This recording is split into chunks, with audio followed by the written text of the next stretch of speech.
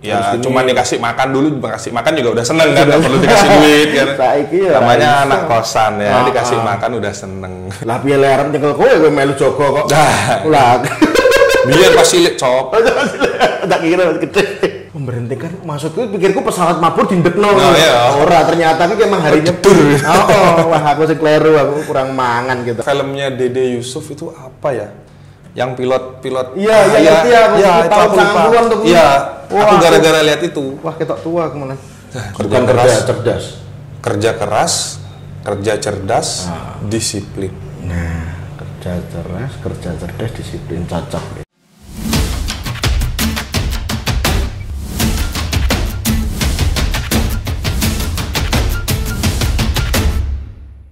Selamat malam, Om Swastiastu. Kali ini Sobat Mas Bagus kedatangan temen atau sahabat Mas Bagus dari Bali. Dia adalah salah satu coaching staff tim IBL Indonesia dari Bali United. Perkenalkan, siapa Sob? Namamu Sob? Selamat malam Om Swastiastu. Nama saya Igusti Ngurah Teguh Putra Negara. Igusti Ngurah. Panjang ya, kayak gerbong kereta. Berarti asli Bali? Asli Bali. Asli Bali.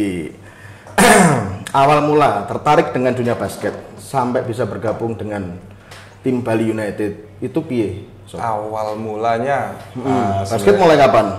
Basket sih mulai SD ya. SD. Jadi kayak karena dulu aku punya asma. Jadi sama dokter disuruh berolahraga. Jadi hampir semua olahraga kamu suka? Aku lakuin. Suka dan aku lakuin. Ya. Nah, dari surfing, bola, basket, bulu tangkis, karate, taekwondo, volley. Wah, akeh. Ya, hampir semua. Hampir semua. Jadi memang waktu itu udah sempet ikut-ikut klub apa segala macam. Cuman belum pernah ikut klub basket. Klub bola apa segala macam, bulu tangkis, taekwondo udah. Terus mulai SMP, baru mulai kayak tertarik ke basket. Kenapa Sob? Kok bisa tertarik di basket? Alasan klise mungkin banyak pemain basket ya. Itu klise. Apa? Tahu nggak? Enggak. Cewek. Waduh. Ya emang dulu suka sama cewek yang main basket juga. Jadi yang memotivasi tuh suka sama cewek yang main basket. Terus waktu kelas 1 SMP, jadi ikut nih ekstrakurikuler. Pas ada pertandingan nggak kepilih. Akunya nggak kepilih, tapi ceweknya kepilih. Terus kayak mangkel kan, karena senior orang dimainin, juniornya nggak. Ya udah beralih ke bulu tangkis, ikut kejuaraan dan lain-lain, bulu tangkis dan taekwondo segala macam. Itu ikut kejuaraan di Bali, lokalan masih. Ya lumayan lah prestasinya. Terus tapi setelah aku naik kelas 3 SMP, rekrutmen lagi nih tim basketnya. Terus karena cewek itu masih di sana, ya aku ikut lagi. Satu angkatan? Satu angkatan. Terus kamu ikut lagi, ya, masuk tim. Nah dari sana kok ya malah langsung tambah. Jadi dari awal yang iseng-iseng malah jadi tambah suka sama basket. Gitu. Bukan suka ceweknya? Akhirnya ceweknya nggak terlalu dipikirin, malah basketnya gitu. Terus? Ya terus akhirnya ya, begitu lulus SMA mencoba mencari SMA favorit di basket, nggak keterima awalnya. Di Bali? Di Bali ada namanya SMA Duren Pasar. Duren Pasar. Awalnya mencoba ke sana dengan jalur basket, yang prestasi yang aku dapat nggak keterima awalnya. Terus? Dari segi nilai apa segala macam nggak keterima, karena masuk sana kan yang udah jago-jago. Lah aku belum apa-apa. Maksudnya masih ya mau beranjak lah ya. Terus jadinya keterima tuh? Aku ada di SMA 3 Kute, SMA 3 Kute. Ya, sekarang berubah jadi SMA 1 Kute. Nah, di sana aku malah fokusnya ke taekwondo. Bukan ke basket malah? Bukan, karena aku ngerasa kayak, wah nggak bisa keterima nih gitu. Cuman aku masih main basket yang happy aja ya. Cuman masih waktu itu tetap fokusnya ke taekwondo. Cuman kalau ada teman ngajakin basket, ya ayo gitu. Di rumah juga ring masih ada. Nggak aku copot gitu. Terus akhirnya begitu ada kejuaraan, pelatihnya buat latihan intens kan, latihan intens, bla bla gitu. Terus kayak aku lihat ada seniorku kecil, kayak orangnya kecil tapi kok lompatnya tinggi banget nih gitu. Akhirnya ikut latihan basket nih, coba ikut latihan, ikut latihan, lihat lompat-lompat, latihan lompatnya gitu. Wah ternyata habis latihan itu efeknya aku bisa pegang ring lompatan tuh, kaki jadi lebih kuat. SMA, iya. Akhirnya kayak, wah kayaknya ini deh basket aja. Terus waktu itu balik lagi, ada cewek lagi yang ikut basket. Ya kan? Ya zaman dulu, ya. Balik lagi, ternyata ada dia ikut basket juga, ya udah balik ke sana. Nah waktu itu kalau nggak salah mau prapon 2003 itu aku dipanggil buat taekwondo, disuruh ikut seleksi prapon, terus tapi tim basketnya mau juga. Aku lebih disuruh ke taekwondo sama orang tuaku, cuman aku nggak mau, udah aku ikut basket. Akhirnya. Kan dulu basket nggak terkenal sekarang kan. Bener. Udah akhirnya basket dulu gitu. Dari sana lanjut terus. Gitu. SMA sempat ikut itu, terus mulai ke tim profesional. Itu kapan Sob? Panjang jalannya Sob. Itu belum. Itu dari aku kelas 1 SMA kan, aku tekun basket tuh. Prestasinya lumayan di kabupaten itu lumayan. Akhirnya pelatih dari SMA 2 tadi ngeliat aku main, menawarkan untuk pindah ke sekolahnya dia. Setelah aku pindah naik kelas 2 itu, kelas 2, kelas 3 aku akhirnya pindah ke SMA 2 Denpasar. Dengan melihat potensi kamu. Betul. Nah, dari sana baru aku mulai, begini cara main basket yang baik dan benar, begini teknik basket yang baik dan benar. Begini cara latihan yang baik dan benar. Begitu. Sebelum lanjut Sob, menurut pandangan kamu Sob, cara main basket yang benar, teknik yang benar itu menurut persepsi Ngurah Teguh itu gimana? Kembali ke basic ya. Jadi gini, kalau aku sih melihat basket itu fundamental kan. Kalau dipisah-pisahin kan fundamental and mental ya. Oke. Gitu ya. Jadi kalau menurutku kamu main basket, latihan basket itu kamu harus fun. Udah kamu harus fun, kamu nikmatin semuanya. Proses latihannya seperti apa, kamu pasti bakalan punya basic yang bagus kalau kamu fun. Dengan basic yang bagus, kamu akan gampang diarahin dengan pelatih-pelatih kamu untuk melakukan gerakan apa aja. Jadi membentuk karakter. Betul. Jadi emang harus dibentuk dulu ya, basicnya dulu dibagusin. Kalau basicnya nggak bagus, pelatih akan susah untuk ngarahin ya. Ya benar. Jadi kayak misalnya aku belajar mulai ngelatih itu kan, aku belajar yang pegang yang kecil-kecil. Kalau misalnya basicnya ini nggak bagus, saat kamu naik kelompok umur, pelatih yang di kelompok umur ini akan susah buat ngikutin yang di bawah. Jadi dia bakalan ngulang lagi dari awal untuk memperbaiki. Bukan melanjutkan tapi ngulang. Betul. Oke. Itu yang kemarin itu ya bukan nggak banyak ya, maksudnya ada yang aku lihat di Bali seperti itu. Jadi ya sekedar melatih aja, tapi tidak terlalu detail ke basicnya. Gitu. Mungkin kurangnya pengalaman dan karakter orang ya. Bisa jadi. Aku nggak bilang bukan, tapi bisa jadi seperti itu. Ya. Jadi kembali ke masing-masing pelatihnya aja gitu. Dari situ terus kamu dipandang Bali mungkin punya potensi. Ya aku membela Bali Junior lah waktu itu ya. Popwil, Popnas gitu. Cuman zaman dulu kan memang nggak ada kejurnas KU gitu, jarang ada. Cuman adanya kan Popwil, Popnas. Terus aku membela sekolah ke Heksos. Kalau zaman dulu mungkin yang angkatanku ada Heksos ya. Benar. Ya aku main Heksos nasional di Bandung sama di Jogja. Pertama kali aku main Heksos nasional Jogja itu 2004. Tapi dengar-dengar kamu kuliah di Jogja ya, Sob? Ya. Wow. Lucu kan, orang Bali di Bali sudah dipandang punya potensi tapi kuliah di Jogja. Awal mulanya gimana Sob? Bisa sampai Jogja ini? Sampai Jogja awalnya kan ya balik lagi dari basket. Masuk kuliah kampus mana? Fisip. UGM. Ya. Hubungan internasional. Wah iya. Mantap. Ya, terus aku lewat jalur prestasi juga sih masuknya. Dibantu sama seniorku si Nyoman Indrawan Koming. Koming. Ya itu, jadi aku tanya sama dia kalau mau masuk di UGM seperti apa, karena dia juga kan di UGM sastra, ya sastra FIB dia dulu. Tanya sama dia, ini gini, syaratnya begini. Ya udah, aku coba daftar terus ada ini seleksi akhirnya kan, seleksi namanya kalau dulu namanya PBOS. Aku lupa singkatannya, yang penting PBOS aja. Ya, lewat jalur olahraga. Jadi semua atlet itu lewat jalur itu. Peminat bakat itu ya. Jadi nggak cuma basket aja, ada taekwondo, bulu tangkis, sepak bola. Yang seangkatanku tuh yang banyak itu basket ada 3 cowok, 2 cewek, 5, terus bola ada 2, bulu tangkis ada, taekwondo ada. Kalau nggak salah ada sekitar 15 ya itu, jadi kita orang. Ya dijadiin dengan berbeda cabur. Jadi dijadiin satu namanya dulu kelas matrikulasi, dijadiin satu angkatan gitu. Jadi orang belum mulai kuliah kita udah kuliah dulu selama sebulan gitu, pengenalan apa segala macam gitu.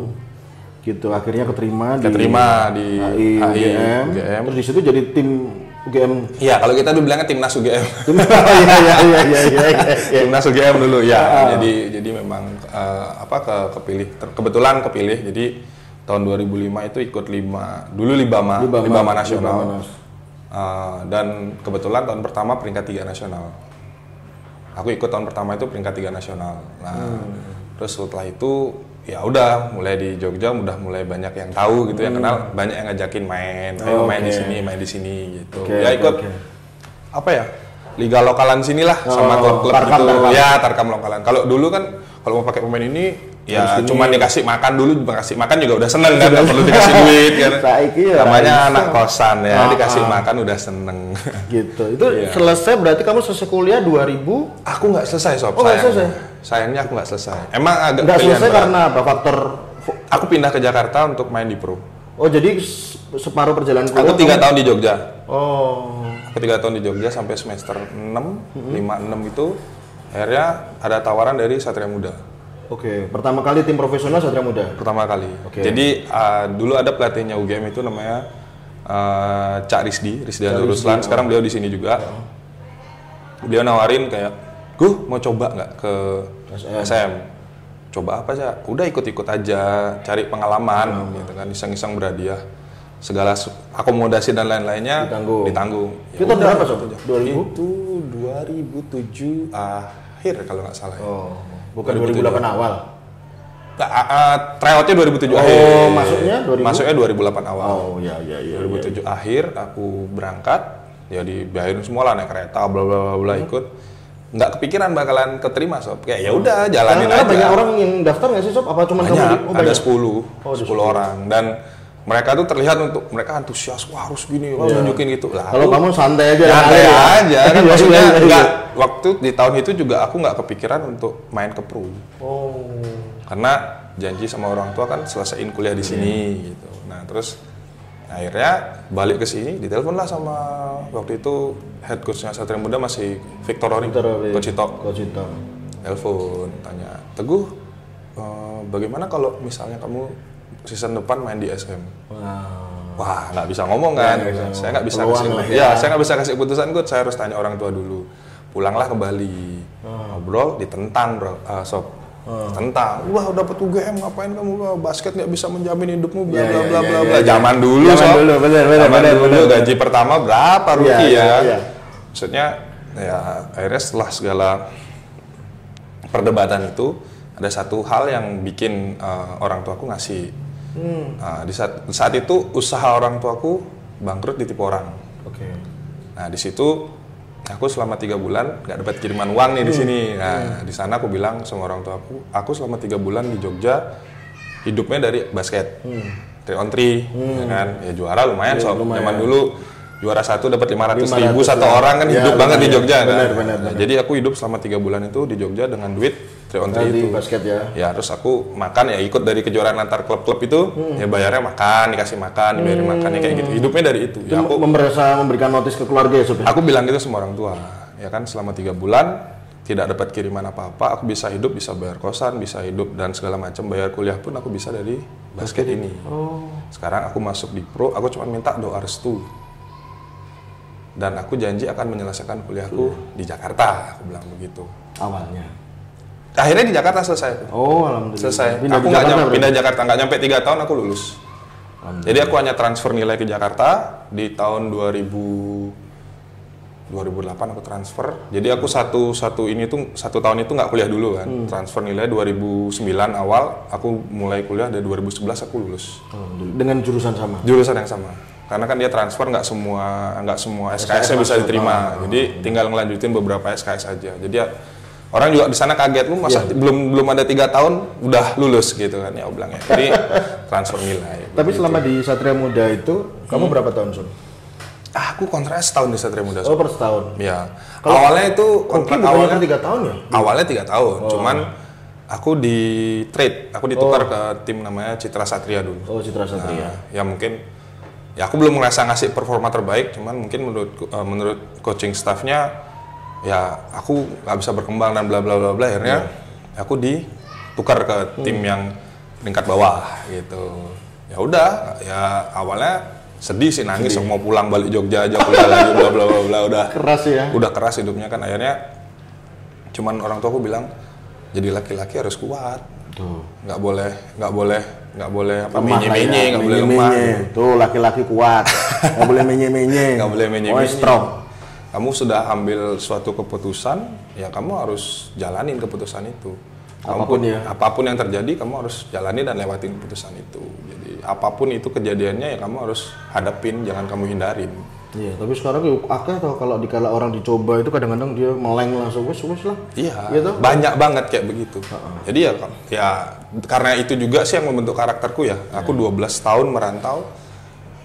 Ya selama 12 tahun itu karakterku udah terbentuk gitu loh. Ya mau dikasih cobaan seperti apa juga udah siap gitu loh. Tapi sorry Sob, sebelum masuk di tim pro yang kedua Citra Satria, emang dari keluarganya kamu tuh emang ada garis olahragawan atau basket atau emang nggak ada. Cuman bapakku itu suka bulu tangkis, pecinta bulu tangkis dia.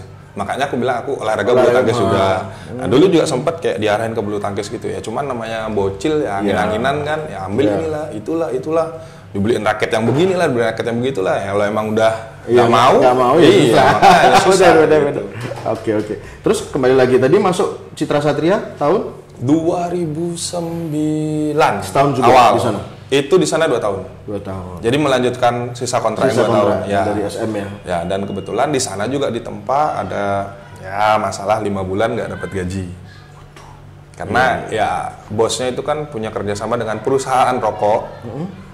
Perusahaan rokok yang waktu itu sempat kolaps. Ya. Citra Satria Jakarta itu sama dengan Citra Satria Solo toh? Oh alah. Orang-orangnya itu juga. Kamu ya kenal Sob. Iya. Dunia basket itu sempit Sob. Iya. Terus akhirnya dari sana ya aku kenal sama yang kenalin kita, Sabto. Ayo Ari Sabto. Kapan gue ini? Iya, terus habis itu akhirnya di sana aku di tahun kedua itu sempat nggak gajian 5 bulan. Dan uang kuliah nggak dibayarin juga sama mereka. 5 bulan nggak gajian. Dan ya udah kita nggak latihan, nggak gajian. Ya aku hidupnya dari basket lagi. Aku ikut tri-on-tri antar kampung.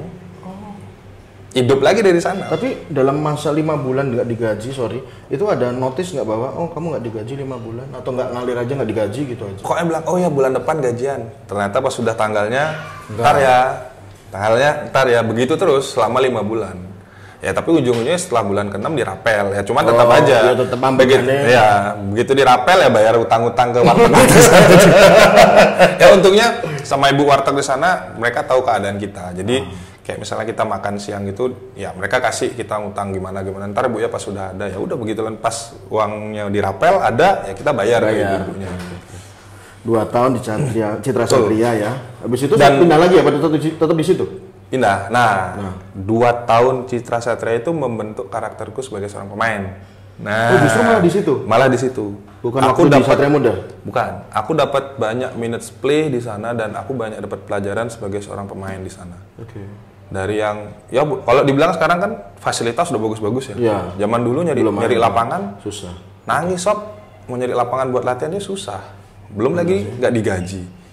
Ya kan, nimbrung main ke sana, nimbrung main ke sini, urunan duit dari mana? Iya, benar. Ada yang baik hati, udah nggak usah bayar ya udah. Kalau harusnya bayar ya udah bayar aja. Jadi perjuanganmu keras ya Sob ya sebenarnya. Keras, cuman kan nggak banyak yang tahu. Ya itu.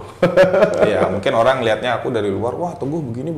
Ya kalau mereka belum tahu aku ya mungkin nggak akan tahu yang kayak begitu. Ya beberapa orang doang sih yang tahu, gitu loh, nggak semuanya. Gitu. 2 tahun. Terus habis itu tim mana lagi Sob? Hang Tua. Untuk bareng sama Sabto lagi. Iya. Nah, dari yang di Citra Satria itu kan statistikku naik tuh. Bagus. Jadi top block, jadi apa? Nah, value-ku naik di sana Sob. Sudah mulai beli ini. Ya, kehidupan sudah mulai membaik gitu. Ditambah sekarang kan kuliah sudah selesai dan aku udah nggak ada pikiran lagi. Udah nggak ada beban lagi sama orang tua. Harus ngelesain kuliah bla bla bla karena kan udah dikejar nih bla bla bla ya udah akhirnya kelar gitu kuliahnya. Masuk Hang Tua. 3 tahun di Hang Tua sama Sabto dapat All Star lah, dapat ini ya statistiknya menanjak lah, pelan-pelan menanjak gitu. Jadi orang-orang sudah mulai tahu gitu. Dan sudah mulai ada beberapa klub yang menawari segala macam gitu. Selama kamu di SM, Citra Satria dan Hang Tuah itu, setiap tim itu punya trigger sama nggak sih Sob untuk ke pemain-pemainnya? Trigger itu maksudnya kayak apa ya? Treatment atau treatmentnya ya beda lah. Ya, pasti SM paling baik lah kalau menurutku sampai sekarang. Ya, sampai sekarang. Karena memang mereka kan sudah levelnya di atas gitu loh. Ya level memperlakukan pemainnya juga tim juara, dari fasilitas mes dan segala macam juga memperlakukannya sebagai seorang juara. Dengan pengalaman kamu yang kamu bilang tadi, dengan pandangan kamu tentang SM itu baik ya. Tapi kenapa justru kamu tidak mendapatkan hal yang dimana kamu mendidik dalam porsi basket pada umumnya yang benar? Justru kamu mendapatkan di Citra Satria, benar kan? Benar, karena aku di SM kan nggak dapat banyak minutes play. Oh, karena mungkin. Jadi aku masih jadi backupnya pemain-pemain senior kan. Nah di Citra Satria pemain seniornya kan banyak yang berhenti tuh. Ya sisa yang pemain-pemain muda nih angkatanku di sana. Ya udah di situ ya mainnya dan mainnya nothing tulus gitu maksudnya. Hajar aja, mau menang mau kalah ya hajar aja. Nah di sana kan dapat, ya, maksudnya pemain basket itu bisa berkembang kalau dia dapat minutes play. Benar setuju aku. Kalau dia nggak dapat minutes play ya susah. Dan untuk bisa dapat minutes play juga dia harus menunjukkan nggak cuman di pertandingan tapi bagaimana dia di latihan. Begitu ya, termasuk sikap juga berpengaruh. Kamu latihan sikap latihan nih. Kamu di luar jam latihan kamu nambah jam latihan kamu, ya itu salah satu penilaian positif dari pelatih. Oh, ini orang nambah, ini orang begini, ini orang begini. Jadi begitu dia sampai pas di pertandingannya, pas seasonnya mulai, kelihatan nih performanya dia nih naik atau performanya dia tuh stuck atau dia turun. Jadi jangan berharap kamu bisa punya gerakan begini, tapi kamu di luar jam latihan kamu nggak nambah, ya nggak bisa. Iya, nggak bisa. Harus kesadaran. Kalau cuma ngandelin jam latihan aja, kamu nggak akan bisa kemana-mana. Gitu. Kamu nggak akan bisa ngejar senior kamu yang udah malang melintang di sana kalau kamu cuma ngandelin jam latihan sama dia aja. Orang kalau bilang unseen hour-nya ya juga kamu harus kasih lihat. Orang yang nggak tahu kamu nambah-nambah itu juga harus kamu banyakin gitu. Benar. Toh juga potensi balik ke diri sendiri kan. Betul. Nah itu salahku juga dulu waktu di SM itu tersedia lapangan, tersedia gini, aku nggak banyak nggak maksimal aku nambahnya gitu loh. Karena mungkin kan penetrasi tuh dari kuliah terus percaya itu kan pagi kuliah ini masih percaya nggak percaya gitu. Betul, kan? Adaptasi dan segala macamnya itu gitu. Dan aku juga kan dulu ya senior di SM baik-baik ngajakin ayo nambah ini, baru nambah. Kalau nggak diajak nambah aku nggak nambah. Dulu aku gitu karena kan ada kuliahnya apa segala macam. Nah itu yang bikin aku tuh kadang waktunya nggak pas gitu. Ya aku ada sedikit penyesalan di situ, cuman penyesalannya itu aku buat ke arah yang positif gitu loh. Aku mau coba untuk membuktikan mereka nyesel buang aku udah gitu. Ya, bagus. Itu statement yang gitu aja. Terus singkat cerita Sob, kenapa kamu bisa bergabung di coaching staff Bali United? Iya ceritanya. Awalnya gini kan aku kan kena ACL nih Sob, lutut ligamen cedera ACL 2016. Jadi itu salah satu hal yang membuat aku pensiun. Sebenarnya sudah bisa main seperti normal lagi kayak dulu, udah ada beberapa klub yang nanya-nanya untuk nawarin lagi, cuman nggak cocok di harga ya. Terus akhirnya aku lebih banyak untuk main tarkam aja. Jadi tarkaman apa segala macam. Nah terus ada sahabatku nawarin untuk ngelatih sekolah di tempat yang latih karena dia sibuk kerja di Bali juga. Soferdi, SMA Soferdi itu yang kamu tahu sendiri tuh. Soferdi 2017 bulan April. Aku bilang aku nggak pernah ngelatih Sob. Aku bilang gitu sama dia. Gak apa-apa kamu coba aja, enak kok ngelatih katanya. Masa? Aku bilang, udah coba aja dulu. Awal mula 2017 April itu. Akhirnya aku coba. Wah ternyata gini ya, berseni nih, ada seninya nih ngelatihnya awalnya. Ternyata tidak segampang ya. Kalau menurutku lebih enak jadi pemain. Aku kalau ditanya mending jadi pemain sekarang gitu. Karena kalau jadi pelatih kamu mikir nih, wah musuhnya begini kita harus gimana ya? Kita harus begini mikir. Apalagi sekarang di pro ya kayak di video bla banyak gitu kan. Kalau dulu tuh mikir, oh ternyata begini ya, musuhnya begini kita harus gimana nih? Gimana cara kita prepare pemain kita biar nanti sesuai dengan apa yang kita mau? Gimana cara kita ngelatih mereka, nge-treat mereka biar sesuai dengan apa yang kita mau nih, sistem yang kita mau seperti apa? Gitu ya. Betul. Nah dari sana selama dari 2017 ke 2020 akhir baru 3 tahun. BU ada, baru BU ada itu. Oh, BU baru 2020. Ya, akhir. Oke, 2020 akhir. Betul. Terus? Nah, akhirnya aku di dari situ tuh sebelumnya aku sempat ke Amerika juga dari DBL. Dari DBL. Ya, di 2019 aku ke Amerika, kepilih dari head coach-nya DBL. Oh, mantap. Nah, mungkin dari sana review. Nah, review tentang aku itu positif di sana. Terus dia bilang kayak ya aku pernah cerita kamu ya tentang bahasa Inggris bla bla bla gitu ya. Walaupun menurutku bahasa Inggrisku masih belum bagus banget gitu. Setidaknya aku masih bisa untuk mengartikan ke teman-teman kalau misalnya betul kayak begitu. Nah, dari sana di interview lah sama bosnya langsung bla bla bla gitu. Interview ya udah kayak interview siang, malamnya itu langsung dampingin. Langsung ditelepon, ya udah kita terima.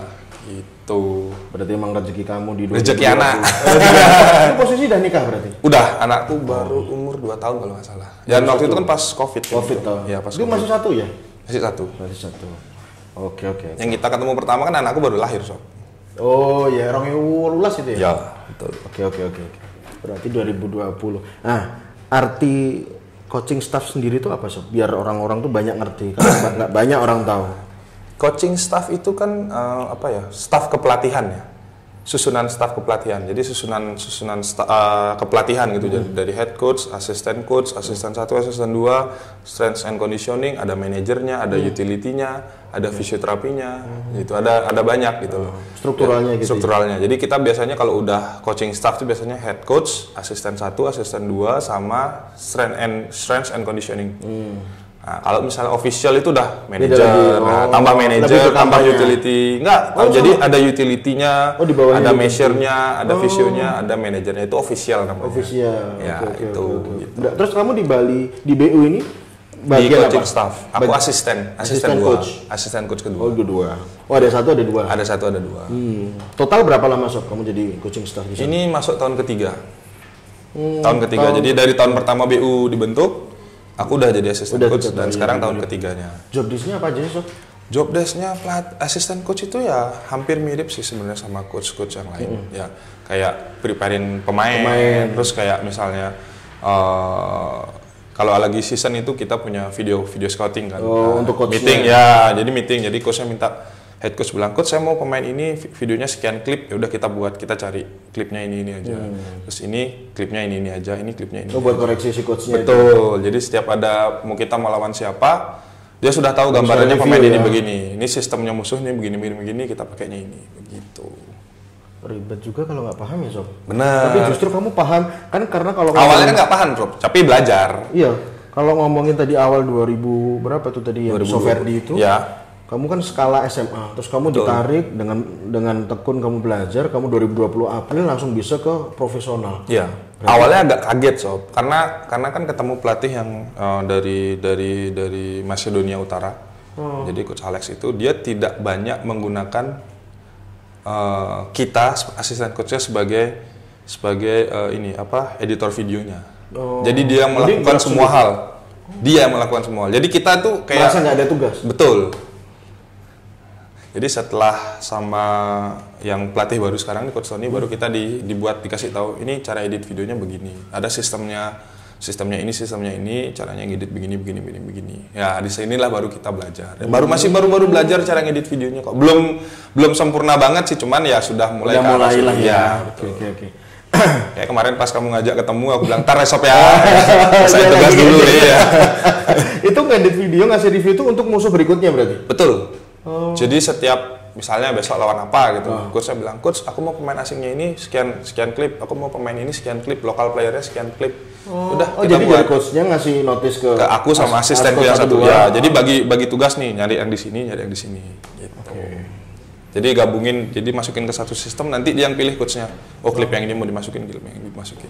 Itu nanti diteruskan ke pemain atau buat dokumentasi coachnya sendiri? Diteruskan ke pemain. Jadi kita ada sebelum berangkat pertandingan gitu, misalnya kita ada video review dulu. Oke. Nanti sistemnya ini begini, pemainnya ini begini. Kayak gitu. Jadi biasa 15 menit, 30 menit sebelum main itu kita ngumpul dulu, ada di meeting room gitu. Ya ada snack time terus sambil kita lihat video gitu. Bali United itu kan salah satu tim besar juga, Sob, ya toh? Kalau bolanya ya. Iya sih, kalau bolanya kalau basketnya mungkin menengah ya. Menuju ke arah situ ya. Suka dukanya sendiri, Sob, jadi coaching staff. Padahal pastinya ada sih ya. Banyak. Apa tuh? Salah. Banyak. Sukanya ya pas menang pasti suka. Instruksi kita, game plan kita jalan terlaksanakan baik gitu ya. Dukanya ya pas saat pemain kita nggak perform, terus plan kita nggak jalan, terus kita kalah, yang harusnya kita bisa menang lawan tim ini kita jadi kalah, ya kan? Ya itu ya hal dukanya yang kayak begitu. Terus kayak misalnya kita miss sama pemain, kita miss sama head coachnya juga. Sorry, Sob, kalau si coaching staff ini punya pandangan plan A, pemain itu tidak bisa melakukan pandangan tersebut, tuh kesalahan penyampaiannya apa sih? Pemain tersebut kurang memahami atau enggak situasional di lapangannya? Nah itu dia, kadang situasionalnya kan nggak sesuai. Nah itu dia, makanya kita sebagai asisten coach itu harus bisa kasih masukan ke head coachnya juga kan. Head coach kan nggak bisa ngelihat di satu sisi, harus ngelihat dari banyak sisi. Kita sebagai asisten harus bisa ngasih masukan, input yang bagus ke dia. Mungkin ada miss di kitanya juga, mungkin ada miss di pemainnya juga. Namanya kita tim kan, kita nggak tahu siapa yang punya. At least kita mau coba kasih yang plan A, ternyata plan A-nya nggak jalan, kita harus punya plan B. Plan B nggak jalan, kita punya plan C. Begitu terus. Oh, dikasih opsional beberapa plan. Betul. Jadi tinggal kita nanti head coach-nya biasanya atau enggak saya yang bantu teriak-teriak dari luar. Woi, begini, awas begini ya. Gitu biasanya. Ngeri loh. Tapi emang bener loh, kadang-kadang suara habis kalau habis main selalu habis suara. Oh gitu. Iya, ya teriak-teriak terus. Oh iya sih. Tapi rata-rata pemain BU itu semua dari Bali atau campuran, Sob? Campuran. Nah, kalau mensikapi campuran pemain dari luar itu untuk menyetarakan culture-nya ke Bali gimana, Sob? Karena home base-nya kan di Bali. Ya, untungnya kalau di Bali itu kan terkenal dengan toleransi tingkat tinggi ya. Oke. Ya, karena basisnya mungkin budaya kali. Betul. Dan kita kalau misalnya sama yang muslim di hari Jumat itu kita buat latihannya agak lebih pagi karena biar bisa selesai lebih cepat dan yang muslim bisa Jumatan. Terus kalau misalnya memang ada hari raya muslim atau hari raya Nasrani atau Buddha yang kayak begitu-begitu ya kita ikut ini. Jadi fleksibel gitu loh. Di Bali itu fleksibel, nggak ada yang namanya harus gini gitu, enggak. Terus kalau misalnya pas Bali lagi ada hari raya, pemain-pemain yang non Bali juga, non Hindu juga, ya mereka ikut merayakan juga gitu. Tapi emang budaya Bali itu kental dan aku sering undang anak-anak juga kalau misalnya pas lagi ada hari raya gitu ya, aku ajak makan di rumah kayak gitu. Beberapa kali aku ajak makan di rumah anak-anak gitu pas lagi raya. Iya, benar.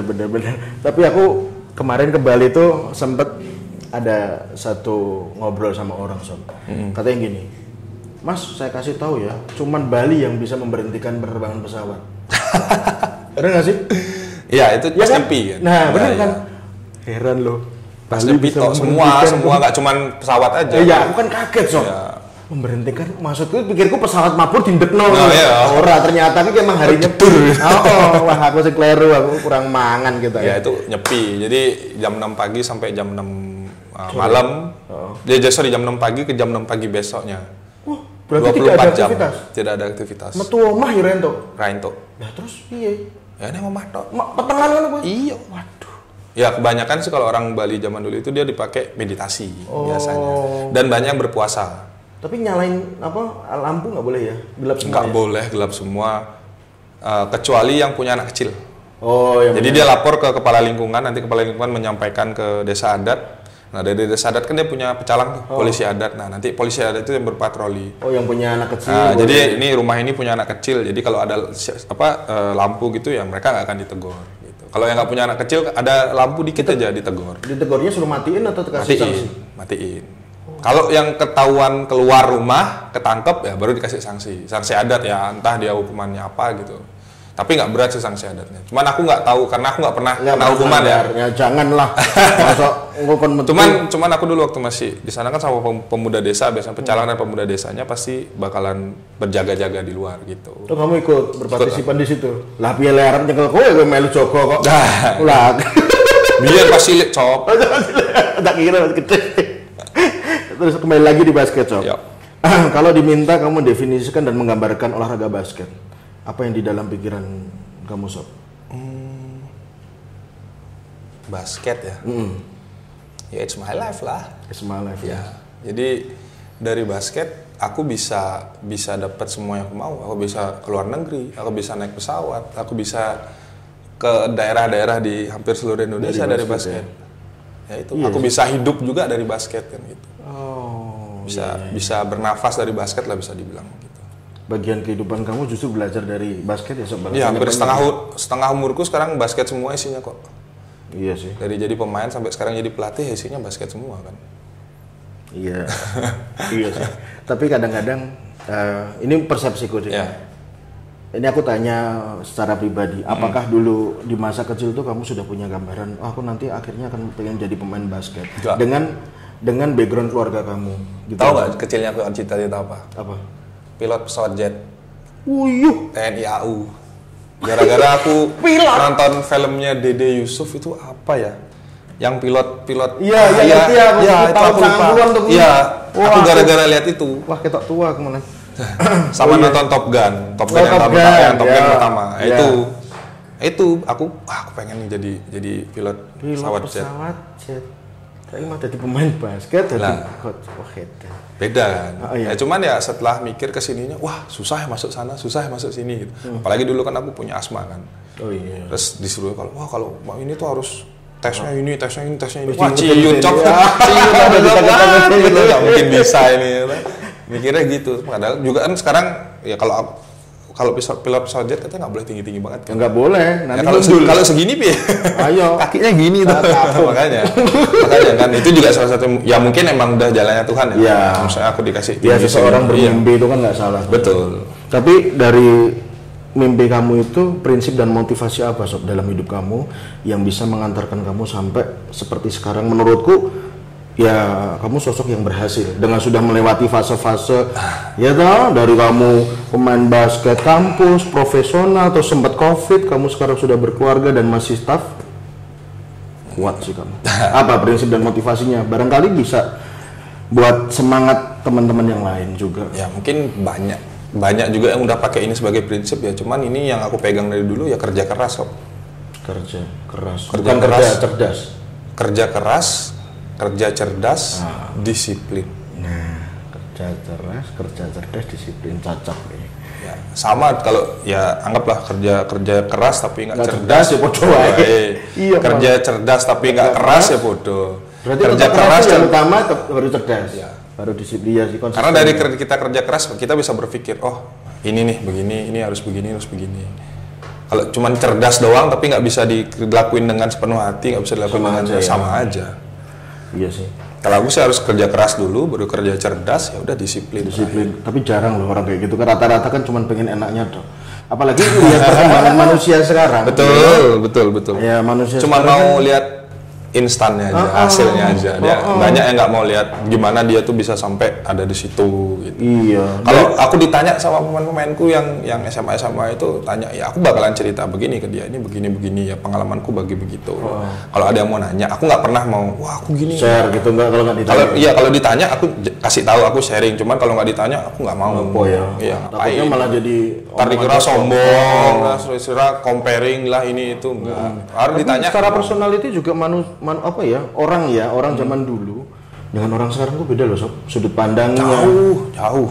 Attitude-nya, etos kerjanya, attitude-nya, cara pandang beda. Iya loh, beda. Apa ya Pak? Mentalnya itu beda. Tapi secara teknologi dan kehidupan kan sebenarnya makin maju. Tapi kenapa? Ya memang sekarang tuh orang pintar-pintar kritis anak-anak sekarang takuin. Cuman memang mungkin ada beberapa hal yang kayak menurutku ya aku bilang tadi mentalnya mereka lah, ya kan, ya etos kerjanya, attitude-nya terutama itu yang kadang nggak mendukung gitu loh. Soalnya kalau secara teori teorinya doang gini, cuman kayak misalnya gimana kan kita bisa ngeliat dari gestur badannya mereka. Aku sering ngomong gini sama pemainku, kalau misalnya udah mulai gesturnya nggak enak, nggak usah bohong-bohong sama saya. Saya sudah pernah ada di umur kalian nggak pernah ada di umur saya. Nah itu. Jadi kalau kalian mau cheating latihan, kalian mau pura-pura ini pura-pura itu, ya saya udah tahu. Karena saya udah pernah ngelakuin dulu. Berarti kan dia udah curang berdua. Makanya. Iya sih. Iya itu kadang-kadang orang tua juga pernah nasihatin gitu ya. Betul. Kamu belum pernah tua, tapi aku pernah muda. Betul. Gitu? Iya.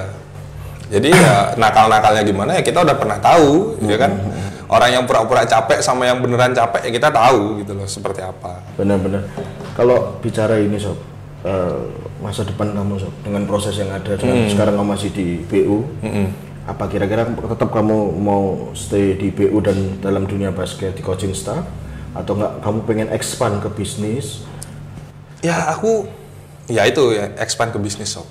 Ya itu. Jadi ya kan kita udah pernah cerita, aku dulu pernah buka usaha ya warung kopi ya kayak gitu-gitu, cuman karena COVID itu jadi gulung tikar ya kan, ya kan PPKM dan berkelanjutan itu aku gulung tikar. Terus ya sekarang ada beberapa yang ngajak untuk buka bisnis lagi, berdiri lagi. Cuman aku bilang ntar dulu, aku masih mau fokus di basket dulu lah gitu. Tapi sambil pelan-pelan aku cari ya marketnya seperti apa, belajar lagi. Jadi aku berusaha belajar dari salahku kemarin kurangnya apa, jadi aku harus sampai gulung tikar gitu. Ya itu aku pelajarin dulu apanya yang kurang, ini yang kurang. Jadi aku belajar dari sana lagi gitu.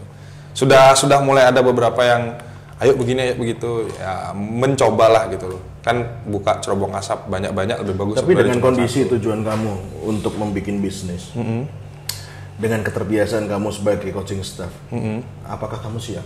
Contoh hal sepele aja. Dari kamu biasa menerima rezeki sekian, terus di bisnis kamu harus bisa menata manajemen, market, dan temuan baru untuk biar orang itu tertarik. Kamu siap nggak? Dengan apa yang kamu dapat A, terus tiba-tiba B, terus solusinya apa untuk mensikapi? Kan kadang-kadang orang mikir, wah aku bisnis kenapa kemarin aku udah enak, kenapa kayak gitu? Ya kalau dibilang siap nggak siap ya tetap harus siap. Kan resiko Sob. Kembali lagi resiko yang harus diambil. Kayak kemarin aku bilang, dari awal kalau misalnya emang udah ngambil jalan A ya kamu harus jalanin gitu loh. Kalau misalnya aku tuh kemarin tuh ya warung itu antara siap nggak siap kan. Cuman aku bilang udah aku siap. Itu pas buka warung berarti kamu nggak sibuk basket? Sama sih Bu. Masih basket. Tapi nggak yang di tim besar kan? Belum. Masih ya oke lah, jalannya oke. Terus begitu ke di BU ya kan, BU terus COVID apa segala macam. Ya ada sih orang percayaanku, pegawaiku satu itu dia, aku percaya sama dia. Cuman kayak dia bilang, "Kak, ini kayak susah nih berangkat karena pangsa pasar kita nih karena PPKM nggak bisa ngangkat lagi gitu loh. Mereka banyak yang gulung tikar juga. Maksudnya yang pegawai-pegawai yang di sana yang tinggal dekat warung kopiku yang biasa nongkrong malam-malam itu pada pulang balik ke kampungnya. Nah, itu yang bikin PPKM kan waktu itu cuma sampai jam 8 malam Sob di Bali. Sedangkan aku warungku ramenya di atas jam 8, jam 9, jam 10. Makanya itu dia. Tapi kalau mau bisnis kopi lagi apa enggak? Atau ada yang ngajakin bisnis kopi, mungkin kalau bisnis kopi partneran kali kayaknya. Partneran. Kalau aku nggak terlalu berat. Ini, cuman ada beberapa satu bisnis ya aku sama istriku sendiri udah pengen punya dari dulu, emang bisnis kuliner. Pengen punya dan konsepnya udah ada konsepnya. Cuman ya tinggal aku ngejalanin sama istriku aja nanti gimana gitu. Iya. Kalau emang Bali tuh sama ada sih impianku satu selain itu tuh aku pengen punya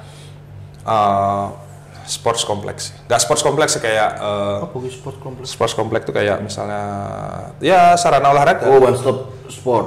Jadi semua olahraga di situ ada? Nggak semuanya. Jadi misalnya tempat gym.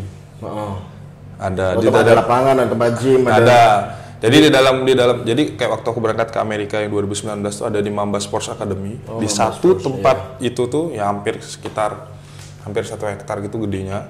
Gede banget. Dia di sana tuh ada sand training, ada dua lapangan sand training, ada lapangan rumput, ada track lari, ada tempat gym, ada free weight. Jadi kayak model assessment gitu ya? Iya, ada fungsional trainingnya juga yang kayak termasuk gitu. Makannya juga healthy juice. Betul, yang kayak gitu-gitu. Aku pengen punya. Kemarin ada anak didikku itu kebetulan di sana dia punya tanah yang bilang, "Kak, kalau emang ada investor pakai aja," gitu. Wah, itu bagus. Tak bilang, "Tar nyari investornya susah." Nggak gampang jadi investornya. Konsepnya udah lama udah ada. Terus aku sama ada temanku satu di Bali dan sama asisten coach strength and conditioningnya Bali United sekarang si coach Asep itu, ya aku bilang sama dia udah punya ada konsepnya kayak begitu. Jadi ya tinggal nanti ya investornya aja. Kalau investor memang ada ya setengah kita bisa jalan. Betul. Tapi emang dengan kondisi di Bali itu emang lapangan basket emang susah Sob? Atau enggak pemusatan olahraga karena sekarang basket di Bali itu lagi naik daun.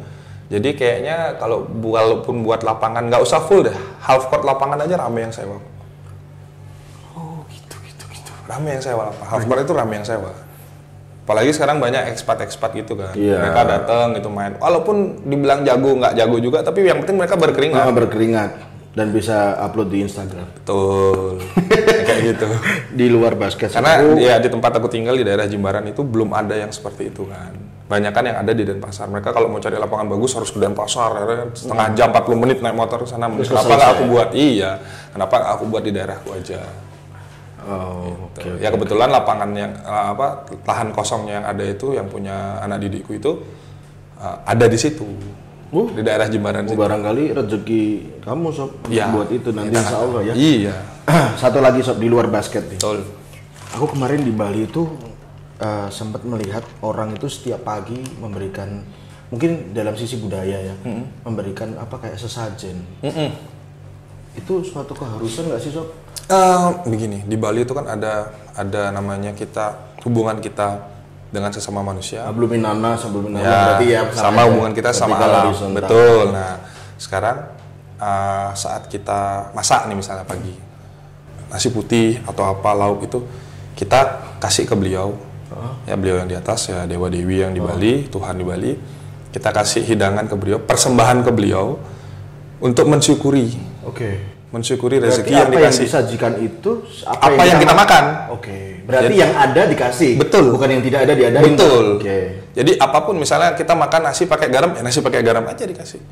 Nasi sama sayur kacang panjang, ya nasi sayur kacang panjang aja. Itu jadi nggak harus kita ngasih ke Tuhan nasi pakai stick, pakai pizza terus kita makan nasi garam ya nggak gitu juga sob. Iya. Itu dalam satu hari berapa kali sob? Pagi aja. Pagi aja. Tapi kalau misalnya di Bali itu namanya ada rainan. Jadi hari-hari penting Bali gitu. Di Bali itu hari-hari Bali itu kayak misalnya Kliwon yang kayak gitu-gitu tuh ya kita sesajennya lebih banyak aja, lebih lengkap aja. Gitu.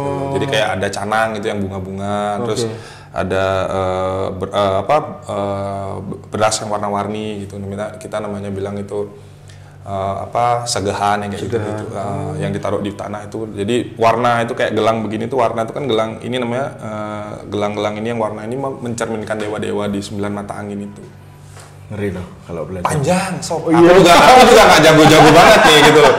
Ilmu agama aku juga nggak bagus-bagus banget gitu. Iya. Tapi emang Bali itu memang sama dengan budaya sih. Benar. Makanya aku pengen tanya kamu yang asli Bali ya kan. Dari kemarin aku penasaran kok setiap pagi kayak gitu. Oh ternyata emang ya rasa syukur lah. Rasa syukur. Sama kayak ya kan mensyukuri apa yang Tuhan kasih ke kita. Ya mungkin caranya beda-beda tiap orang. Ya. Nah, cuman kalau di Bali memang seperti itu. Gitu. Kayak misalnya aku baru datang dari mana gitu. Kalau kita orang Bali bilangnya itu rarapan. Rarapan tuh kayak kita nyampe ke rumah kita haturin di pelingi-pelingi itu kayak kita beli permen gitu misalnya. Udah atau makanan kecil gitu kita haturin di sana kayak kita terima kasih sama beliau kita sudah sampai ke rumah dengan selamat. Segitunya. Budaya. Tapi setelah itu misalnya permen gitu, kita habis ngaturin, ya kan? Besok paginya kita mau ambil permennya ya nggak ada masalah. Tapi masuk berarti kayak ya nggak apa-apa. Kan anggapnya kan itu sudah sudah dari hidup dia ya. Iya, sudah diberkati sama beliau kan. Ya nggak apa-apa. Kan banyak orang kalau di Bali sembahyang kasih buah-buahan kan selesai sembahyang itu dimakan. Alah, tak pikir didiemin terus. Enggak, dimakan buahnya. Bagi ke keluarga makan. Karena kalau di Jawa kan begitu disajikan tuh katanya intisarinya hilang. Iya, kan beda-beda kan. Makanya itu. Iya. Kalau di Jawa seperti itu ya monggo nggak ada masalah. Tapi kalau di Bali kebanyakan itu akan dibagi. Kita makan bareng-bareng sama keluarga. Alah, aku pikir disajikan tuh terus didiemin. Enggak, dimakan. Oke. Ya udah sob, sebelumnya aku makasih banget atas waktunya, terus atas pengalaman dan sudut pandang sahabatku ini ya. Beranjak dari kota budaya, dia mau ke Jogja belajar basket dengan serius, kerja keras, tanpa memungkiri hasilnya juga maksimal. Tapi di dalam maksimalnya dia masih punya planning untuk usaha dengan keluarganya. Itu yang perlu kita contoh, bahwa apapun yang menurut kita itu baik, cari yang lebih baik dan unik. Ya, terima kasih sebelumnya, Sob. Ya, thank you, Sob.